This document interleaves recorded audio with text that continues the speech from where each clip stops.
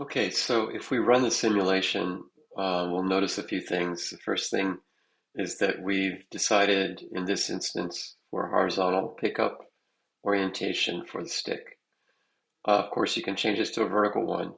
So then we have to reconfigure the pose of the robot to a vertical orientation, which we're doing here with a plane.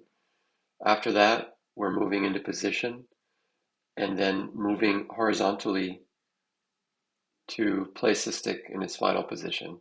Now, it retracts after releasing the stick. It moves away from the stick rather than side to side.